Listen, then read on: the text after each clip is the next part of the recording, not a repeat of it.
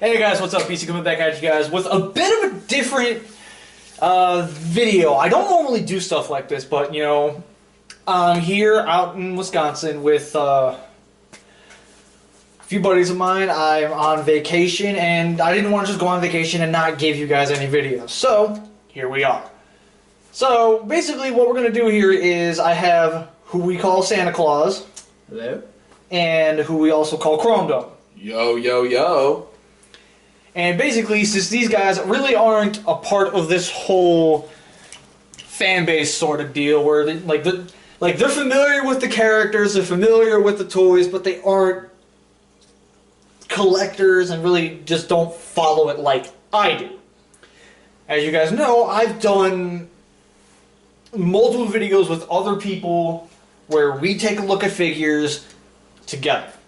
But this is going to be a bit of a different thing because I am now getting it through the mindset of casuals, people who aren't normally into this kind of thing. So, with that said, let's get on with it. So, first things first, we're going to start with Power of the Prime's leader class, Rodimus Prime. Now, you guys know I've reviewed this toy, so you guys already know what it does and all that other stuff, but we're going to focus on the bare bones basics of it. Effectively, what I'm going to do is I'm going to let these guys overlook it and really kind of pick it apart and see what they would change about it. So without further ado, if you guys want to go at the same time, or if you just want to go one at a time, it's all up to you guys.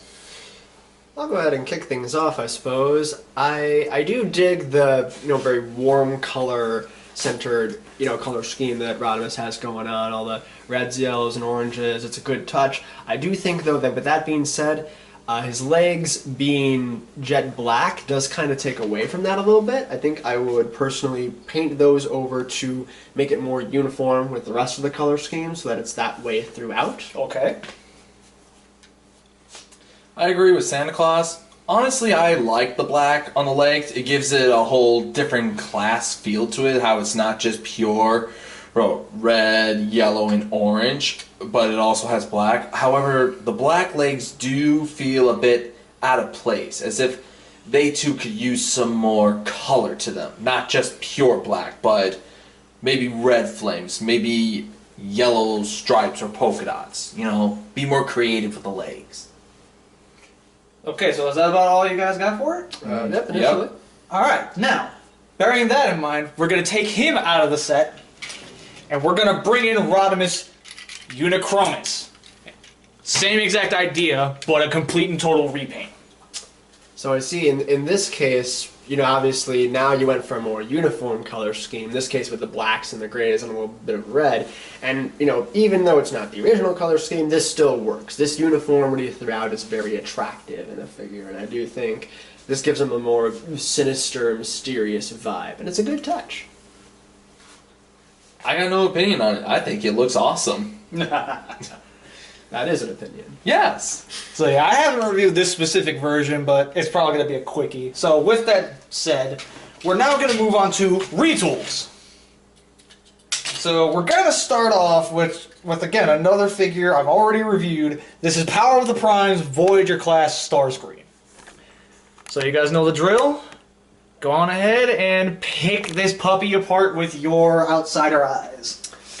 Knowing Starscream as a Decepticon, the wings do make sense, for his frame, for that aerial touch, and the color scheme is pretty good overall. I like the mix of, red, gray, and blue and such. I do think his head is actually a little small compared to everything else. I do think it would benefit just a touch from being bigger, especially when you see just how beefy his arms and his legs are near his feet. It's just very broad and muscular, and then his head just kind of like a little dinky thing on top. Could be enlarged a little bit. There is a physical reason for why, and I'm basically just going to tell you guys right now, he's that beefy because he's actually a combiner torso. That makes sense. So anyways, with that said, go ahead, Chrome Dome. Starscream does look awesome, but I feel as if the colors make him too friendly. I mean, he's supposed to be a Decepticon, right? Yes, he's a Decepticon. So, therefore, you would think that Decepticons would have a more gothic, more dark look to them, rather than having, red, white, and blue look, which, he looks like an American jet. which, as we all know, at this point in his life, he hates humans. So, but other than the colors, he looks as Starscream should look, you know, big, beefy, intimidating. Okay, now, sticking with it, but changing up the character. This, a figure I have yet to actually put in front of the camera for review purposes. This is Power of the Prime's Voyager class Elita 1, a female Autobot. In this case, I think, you know, taking a little bit of inspiration from Starscream's design, it seems this one seems to flow a little more fluidly. I like the way her head, even though it still is kind of small, it still flows very nice with her chest plate. It's a very good touch there. And the wings are a good touch. You know, I like the color scheme you got going there, and where, you know, there's certain graceful parts of her body as well as beefy ones. It fits the figure very nicely. I'm just gonna say, for a female toy, she looks hot. She's got those thick-ass legs of hers, those strong arms of hers, and it's just, you know, she makes it work. Okay, so now here's the fun part. We take her and we compare her next to Starscream. Between these two, either one of you, from an outsider's perspective, which one would you recommend to a general consumer if they were to dive into this? I go with the female. Yep, definitely go for her. Well, that was quick. You asked. Sorry, Screamer. Now, here's where things are going to get a little on the fun side. This is where we're going to get a little bit more hands-on with it. Here is Robots in Disguise, Warrior Class, Twinferno. Now, this is going to be a little bit on the different side. I want you guys to pick this one up and play with it for a little bit in front of the camera. And just kind of futz with it. You don't got to try and transform it, but just kind of pick it up and feel the plastic quality of it. Okay. It's pretty light. Pretty flexible all the way around. All limbs, yep. Very flexible indeed. Wings. Don't move too much. Alright. The jet flits up nice. Yep, there you go. There's the jet look to it. Then it can get straight in. Overall, actually, somewhat soft in terms of plastic, but still pretty responsive overall. I'd say the wings are the only slightly tight part, but I suppose they deserve to be. Everything else is very flexible and very easy to move around. So get him standing back up. Now you go ahead, Chromedome.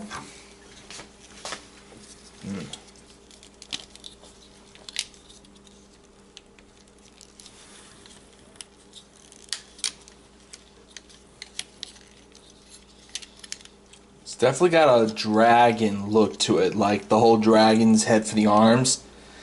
It's got a nice touch with like the whole jet fighter But thing. how does he feel, plastic quality wise? How does he feel? Plastic quality wise, he feels, as Santa Claus said, very soft. But that's necessarily a good thing. It's fine, I'll pop it back on later. Forgive me, BC, for I have committed the ultimate sin. You didn't commit much of a sin, to be honest. But now we're gonna move on. We're just On a gonna little put bit. that there. Now we're Forgive gonna me, move viewers. on just a wee bit. Just a wee Because bit.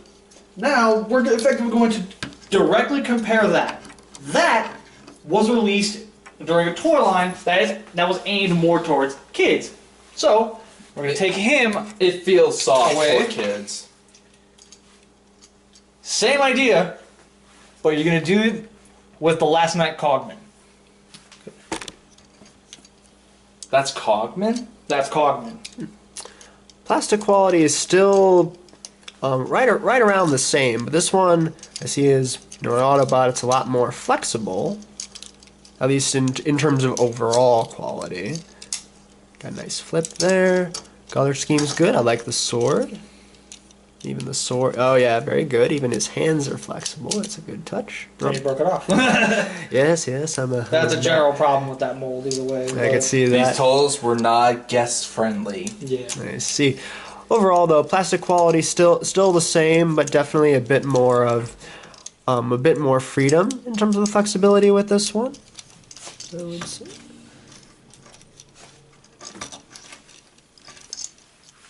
It's definitely got a heavier feel than the last one did. Go on. So that's good. The legs are stiff to bend though, but that might just be to lock them in place. His head's got a nice range of motion. So that's good.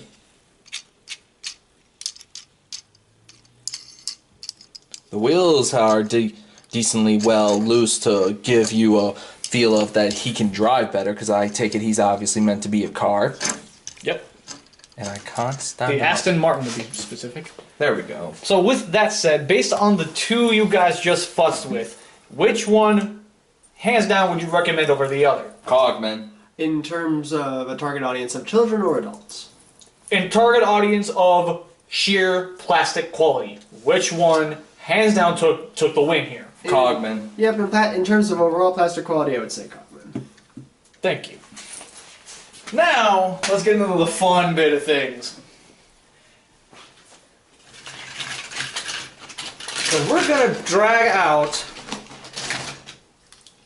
two figures that look the same, but kind of aren't. If they will stay together. So with that said, we're going to take him out of the way. And put his hand back in there. And here we have Power of the Primes. Because I'm really looking forward to doing reviews of Dreadwind and Blackwing. First question. Are you guys familiar with these characters in any way, shape, or form? Nope. No. None whatsoever. So going based entirely off of the fact of you have no idea who these characters are, what is your general opinion on them just based on general looks? Santa Claus, you go first. I do think. So on the right, I do like the style of his wings. I like his color scheme in terms of making him look sinister. He looks very, intimidating yet powerful without necessarily being as broad or beefy or some of the other figures. I actually, perhaps this isn't the best choice of words. I do think the design on the left is just a touch. Perhaps dopey isn't the right word, but just having the single missile come up along the back seems like a somewhat silly choice. But I do like his gun though. That is a good touch. All right, Crondo, go ahead. The one on the left seems more of a henchman, really. The guy that kind of follows wherever he's needed. The guy on the right, however, he seems more bounty hunter, vicious looking, more so. He's got the dual pistols, which, any bounty hunter would tell you that, be prepared for anything rather than just go big or go home. But all in all, these two in hand, they look pretty menacingly. Okay. Now we're going to move on to another subject matter. General playability. Based on what you're seeing of these two, what do you propose they do? And you can't just immediately slam on they transform, because that's dead obvious. Like, really look at them and really try to pick apart, just from looking at them, what do you think they do? I want to say for the one on the left, he can probably launch the missile potentially on his back. Could be a bit of a stretch though. It would be hard to snap that back on. I imagine they both have complete flexibility around their arms in order to best position the guns. And of course, disregarding the obvious transformation bits. I want to say just in general, the bulk of that would be focused, I think, on their chests, especially because of how just far out they extend compared to where their necks come down. So that would definitely be the center of where the transformation would occur. All right. Go. Based on their looks, obviously, for what Santa Claus just said, they have much flexibility around their arms, possibly their heads, their legs, obviously. And I believe the one on the left, his transformation is not so much of a missile, but could possibly be like a ramming. A battering ram. A battering ram, yes, thank you. And then the one on the right looks more like he has flight capability, to where even in robot mode he can go short distances. So it pretty much goes hand in hand with what I said before. The one on the left is more of the big brood that follows, and then the one on the right is the ringleader. All right. Now, I'm going to make a slight altercation to them. And that altercation is pulling these pieces off. Just real quick. So now you get more of an actual physical look at them, as well as these little pieces that they come with. Okay, I definitely think they still have, you know, the overall impressions from earlier still are there without the chest plate. Still think the one on the right is the more intimidating of the two, and even more so the one on the left now seems... It's actually a bit interesting to see him without his chest plate, in the sense that, you know, he's relatively thin overall, things considered, but then his gun is so, you know, comparably beefy to him, whereas the one on the right, the guns, I feel like, are perfectly sized for his frame, for his mode of combat. So still definitely overall, I think in terms of composition, build composition, definitely the one on the right is the better overall design, the more fluid and sensible of the two. Alright, Grondon, you're up next. Honestly, they really haven't changed much, other than lose the giant chest plate on their chest. They look exactly the same in every way, shape, and form. Like, the feeling they give off.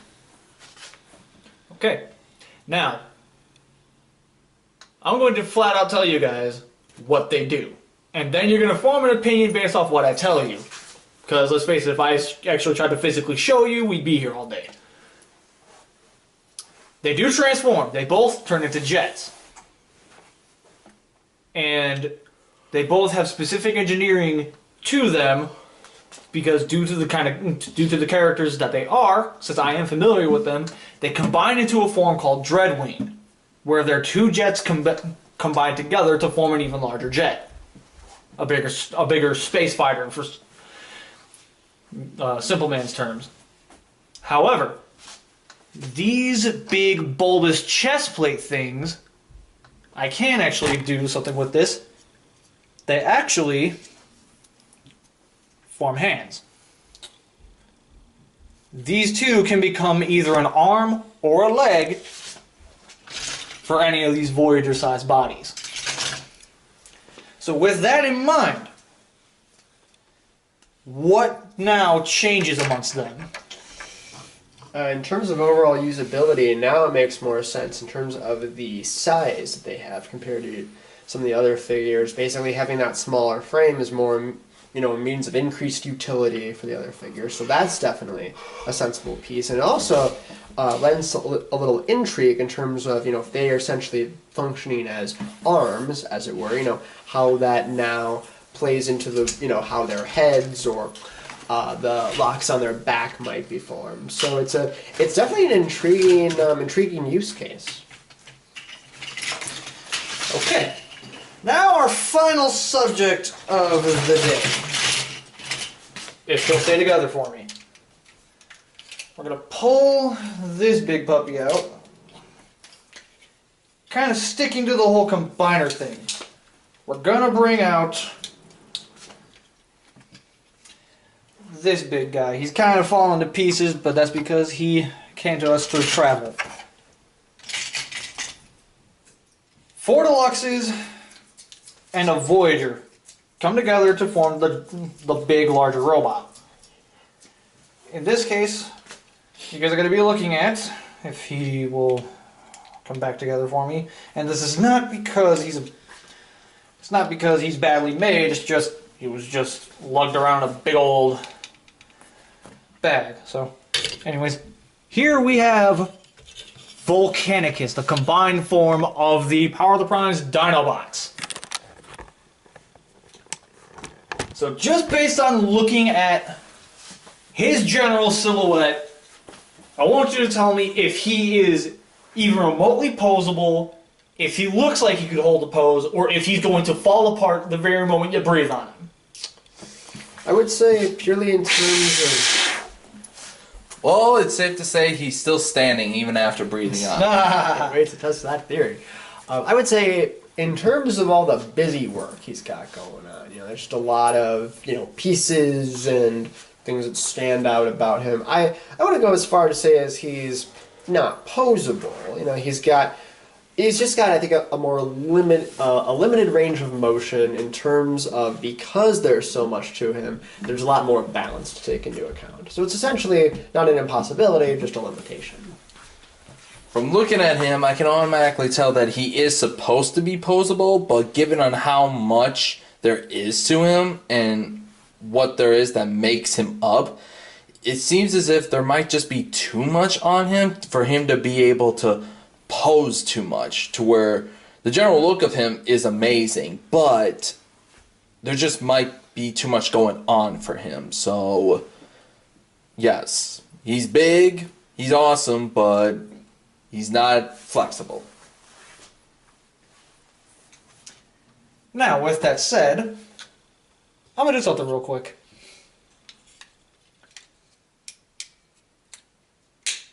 Just going to get him into a quick little pose. That piece will stay snapped in. This is the first time it's ever given me issues. But of course, Murphy's Law, anything that could possibly go wrong will. And that's the bit that always gives me trouble. There we go. One of the poses that I love to put combiners in general, is the Iron Man pose. And as one can clearly see, despite the lack of very much head movement, he can do it. So let's turn it to where we can actually physically see him.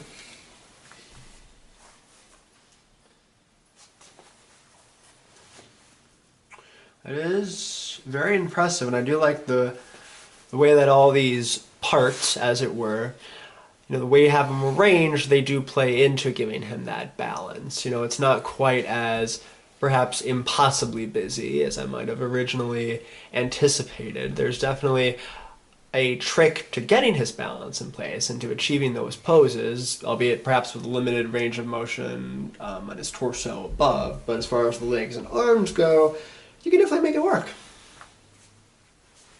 Well, you definitely proved me wrong in saying how he's not posable. But yeah, Iron Man pose shows he's flexible. He can do it. Guess that makes sense given on how much it takes to build him.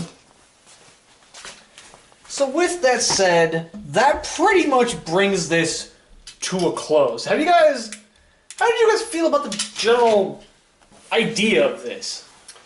It's intriguing. It's very informative. It's a nifty forum that you've given yourself in order to approach each of the figures from a different artistic angle, a different angle of utility, and seeing all those details and taking them all into account and being objective with them. It's a sign of a very dedicated and learned collector.